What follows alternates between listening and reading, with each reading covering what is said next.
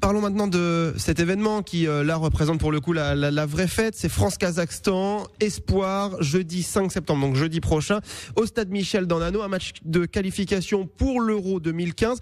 D'abord, comment on obtient ce type de match? C'est vous, le président de la Ligue de Basse-Normandie, qui est allé voir le président Le Graët en lui disant j'aimerais bien un match de foot des Espoirs ou des grands? Non, c'est vrai que tout le monde le sait, j'ai de la chance d'avoir une bonne relation, très bonne, je dirais, avec le président Le Graët.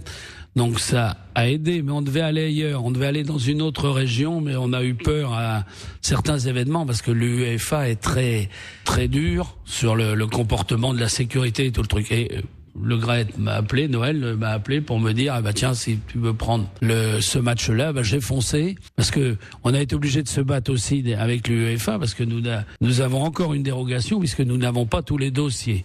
Alors il a fallu se palabrer avec l'UEFA et tout, et on a obtenu gain de cause, et j'en suis très. Alors très, même avec les matchs organisés depuis 3-4 ans qui ont nécessité des dérogations, ils se rendent pas compte, l'UEFA, sincèrement, qu'il y a aucun problème à Dornano? C'est comme ça, il y a une réglementation. Pourquoi ils vous donnent des dérogations à chaque fois alors? Pourquoi on l'a obtenu? C'est parce que faut assurer quand même du public. Là, j'espère que le public va venir nombreux. Vous comptez sur combien, sincèrement? Là, pour l'instant, on est à 14 000. On peut compter sur 16, 17 000, 18 000, parce que c'est une équipe qui joue pas mal. Je l'ai vu, on en revient d'Allemagne, on a été joué à Fribourg. Je peux vous assurer, il y aura 9 champions du monde. Et les gars, tous les joueurs, la liste, jouent tous en Ligue 1 ou à l'étranger, dans des clubs de division 1 étrangère. C'est un beau plateau. Ça va être un beau match. Et il est très important. Il n'est pas seulement important, comme vous le disiez, pour la qualification au championnat d'Europe, mais si, et c'est la première marche, on se qualifie pour les championnats d'Europe, ça veut dire qu'après on joue la qualification pour les Jeux Olympiques.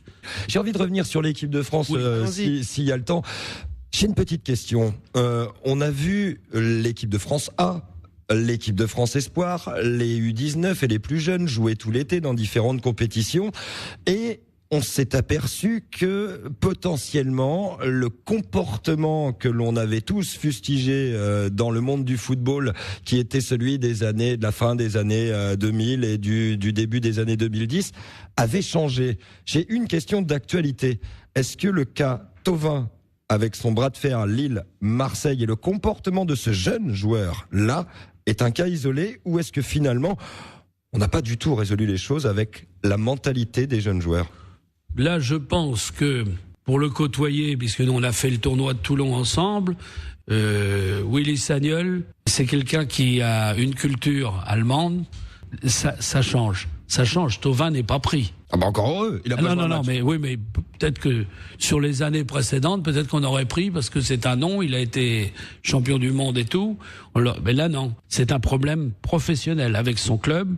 Ça n'a rien à voir avec la Fédé. S'il vient en équipe de France, là, oui, effectivement. Ça, c'est sous la coupe de la fédération. Mais là, il n'est pas sélectionné, et il n'est pas question de le sélectionner, ce qui est dommage. Mais bon, il a pas joué.